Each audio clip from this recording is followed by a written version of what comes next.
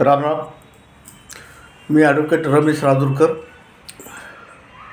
R R Nandigram YouTube चॅनलवर, news चॅनलवर आपलं हार्दिक स्वागत करतो. आजचा विषय आहे ट्रम्प आणि अमेरिका. ट्रम्प अमेरिकेमध्ये राष्ट्राध्यक्ष म्हणून निवडून येणंमुळे बऱ्याच देशांची गणितं बदलली आहेत आणि ट्रम्पमुळं अमेरिकेच्या धोरणामध्ये सुद्धा बराच बदल होऊ शकतो. कारण की त्यांनी ज्या पद्धतीनं त्यांचे मंत्रिमंडळात निवड केली, त्यात इलॉन मस्क आहेत, रामस्वामी आहेत, CIA नवीन प्रमुख आहेत, असे बरेच चांगले, हुशार आणि कार्यक्षम मंत्र्यांच्या नियुक्त्या केल्या आहेत. आज अमेरिकेचा पॉवर ऑफ ट्रान्सफर हा 20 जानेवारी 2025ला होणार आहे.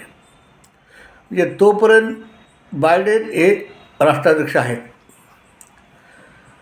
आणि अमेरिकेच्या कायद्यामध्ये असा एक क्लॉज आहे की देशासाठी एखादी परिस्थिती इमर्जन्सी असेल, गंभीर असेल किंवा युद्ध चालू असतील, तर अशावेळी पॉवर ऑफ ट्रान्सफर हे जो अध्यक्ष आता आहे बायडेन, त्याच्या मनावर की तो केव्हा पॉवर ऑफ ट्रान्सफर करायचे नवीन राष्ट्राध्यक्षाला. म्हणून एक शंका निर्माण होते की जो बायडेन हे पॉवर ऑफ ट्रान्सफर 20 जानेवारीला करतील की नाही, याबद्दल शंका निर्माण होते. त्याचं कारण असं आहे की जो बायडेन ज्या प्रमाणामध्ये निर्णय घेत आहेत, इराणबद्दल इस्रायलला त्यांनी भरपूर मदत केलेली आहे आणि ती महत्त्वाची पण आहे, त्यात काही दुमत नाही. पण युक्रेनला रशियाच्या विरुद्ध आत्तापर्यंत मोठ्या प्रमाणात लांब पल्ल्याचे क्षेपणास्त्र वापरण्याची परवानगी नव्हती. ती परवानगी जो बायडेननं युक्रेनला दिलेली आहे आणि युक्रेननं त्या प्रमाणात रशियावर मोठ्या प्रमाणावर लांब पल्ल्याच्या क्षेपणास्त्रांनी हल्ला केलेला आहे. आणि पुतिन यांनी धमकी दिलेली आहे की मी माझ्या देशाच्या विरुद्ध जर युक्रेनने अशी ॲक्शन केली तर मी नाटोच्या कोणत्याही देशांवर अटॅक करील आणि अणुबॉम्बचाही वापर करेल, अशा प्रकारची धमकी दिल्यामुळं जो बायडेन हा विसराळू, भ्रमिष्ठ, वय झाले अशा प्रकारचा व्यक्ती आहे. त्यांच्या विसराळूपणाचे किंवा बुद्धी भ्रमिष्ठ झाल्याचे आपण टी व्हीवर पाहिलेलं आहे की ते एका साईडला जायचं तर एका साईडला जातात, बोलताना काहीतरी विषय वेगळाच करतात. अमेरिकेतले जे त्यांचे संबंधित अधिकारी ते त्यांना सांभाळून घेत आहेत. पण हा माणूस अमेरिकेहून पाय उतार होण्यापूर्वी जगाला 3ऱ्या महायुद्धामध्ये ढकलून देईल अशी शक्यता निर्माण झालेली. हा माणूस केव्हा काय निर्णय घेईल. त्यानंतर हा उत्तर कोरियाचा किम जो आहे, त्यानं स्वतःची 30,000 सैनिक रशियाला युक्रेनच्या विरुद्ध लढण्यासाठी पाठवलेले आहेत. आणि आज इराणमध्ये त्या ठिकाणी 4-5 देशावर इस्रायलचे हल्ले चालू आहेत. उत्तर कोरिया, दक्षिण कोरिया ही आघाडी निघण्याची शक्यता आहे. त्यानंतर चीन, व्हिएतनाम, चीनसुद्धा आज लक्ष ठेवून आहे की त्यालाही काही त्याच्या जवळचा भाग गिळंकृत करायचा आहे. अशा प्रकारे जागतिक परिस्थिती निर्माण झालेली आहे. आणि आज जगामध्ये जी काही मुस्लिम राष्ट्र आहेत त्यांचा पण आज अतिरेक सुरू झालेला आहे. युरोप खास करून, की ज्या देशामध्ये त्या देशाने यांना शरणार्थी म्हणून शरण दिलं, ते त्या ठिकाणी आज भस्मासूर होऊन बसलेले आहेत. त्याच देशामध्ये आज शर्यत लावा म्हणत आहेत, दंगली घडवत आहेत. ट्रम्पमुळं बऱ्याच जगातल्या देशाचे गणितं बदलले. पाकिस्तानला लक्षात आलं की आपल्याला काही मिळणार नाही, ट्रम्प आले. ट्रम्प बांगलादेशमध्ये जे काही घडामोडी घडलेल्या आहेत, त्या ठिकाणचा जो नियुक्त केलेला पंतप्रधान आहे, त्याला आता जो बायडेनची सरकार गेली आहे, ट्रम्प आपल्याला काही मदत करणार आहे. त्यामुळं बांगलादेशीसुद्धा वाट लागायची वेळ आलेली. कारण बांगलादेश हा उभं करण्यामध्ये अमेरिका आणि चीनचा मोठा सहभाग आहे आणि पाकिस्तानच्या ISIनं केलेलं षडयंत्र आहे. बांगलादेशमध्ये आज मोठ्या प्रमाणावर कट्टर संख्या वाढलेली आहे आणि आज त्यांना त्या ठिकाणी पाकिस्तानकडून मोठ्या प्रमाणावर युद्धसामुग्री दारुगोळा मिळालेला आहे. म्हणजे आजपर्यंत पाकिस्तान ज्या भूमिकेत होता आतंकवाद्याच्या, तो आता तो डायव्हर्ट करतो आहे आणि सगळा आतंकवाद भारताच्या विरुद्ध आता बांगलादेशमधून निर्माण होण्याची शक्यता निर्माण झाली आहे.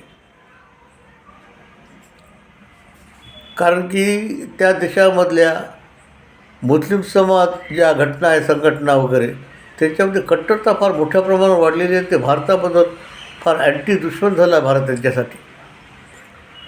त्यांचं वागणं, त्यांच्या घोषणा, त्यांच्या ॲक्शन या सगळ्या भारताच्या विरुद्ध आहेत.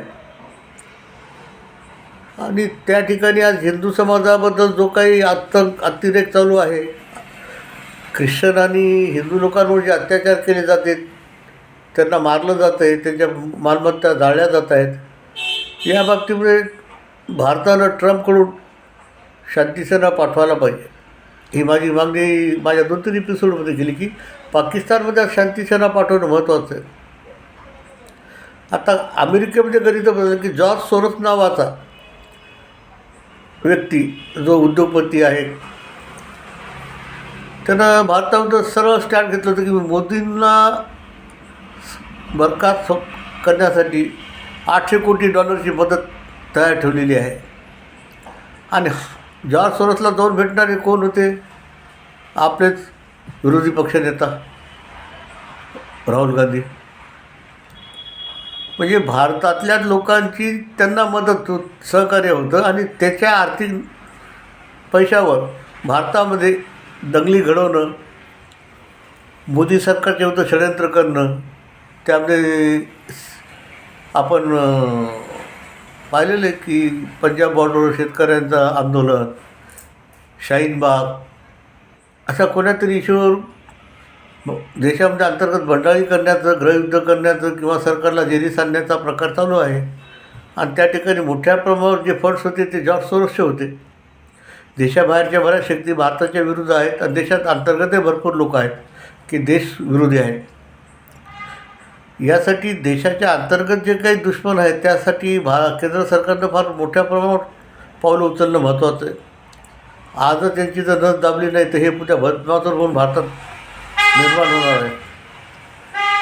हे आपल्याला झारखंड आणि महाराष्ट्राच्या निवडणुकीत दिसून आलं की मोठ्या प्रमाणावर पैसे हवालामार्फत आलेले आहेत आणि त्यामध्ये बरेच पैसे पकडले गेले आहेत आणि ती संख्या करोडोमध्ये आहे. 200-250 कोटी रुपये महाराष्ट्रामध्ये वाटण्यासाठी मालेगावच्या एका व्यापाऱ्याच्या खात्यात जमा झाले आणि त्यांनी तो पैसे डायव्हर्ट केले इतर बँकामध्ये इतर व्यक्तींच्या नावानं. हा पैसा सगळा फॉरेनहून जॉर्ज सोरोससारख्या माणसांनी दिलेला आहे. त्याचा वापर भारतात होतो आहे. आणि ट्रम्प यावेळी राष्ट्राध्यक्ष म्हणून शपथविधी होईल, त्यानंतर ते जगातले जे युद्ध चालू आहेत ते शमविण्याचा प्रयत्न करणार आहेत. आणि हे युद्ध जो बायडननं जे जगात सुरू केलेले आहेत त्यामध्ये तिथलची जे युद्ध वस्तू तयार करणारे कारखाने आहेत त्यांचा पण फार मोठ्या प्रमाणात जो बायडनला सपोर्ट होता की त्यांनी जगामध्ये युद्ध सुरू करावं, कारण त्यांना युद्धशस्त्रामुळं मोठ्या प्रमाणात फायदा होणार आहे. आणि जो बायडनचं असं दिसतं आहे की जाता जाता जगाला जागतिक तिसऱ्या महायुद्धामध्ये ढकलून द्यायचे, कारण नंतर तर जो बायडन येणार नाही आहे, आलेल्या ट्रम्पला ते निभावं लागणार आहे आणि त्यामध्ये पूर्ण जगातली सगळं जग त्यामध्ये होरपळून निघणार आहे. कारण आज अशा टोकावरून आपण बोट टाकलो की कधीही कोणताही देश परमाणूचा वापर करू शकतो आणि एका देशाने जर वापर केला तर इतर देशांकडे परमाणू आहेत, ते त्याचाही वापर करतील संरक्षणासाठी. तर परिस्थिती किती बिकट होईल.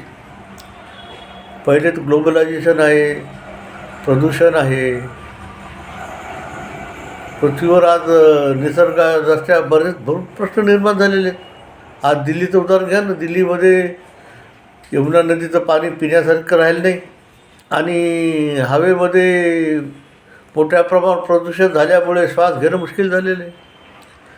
अणुबॉम्बचा वापर झाला जगामध्ये तर ही परिस्थिती फार मोठ्या प्रमाणात निर्माण होणार आहे.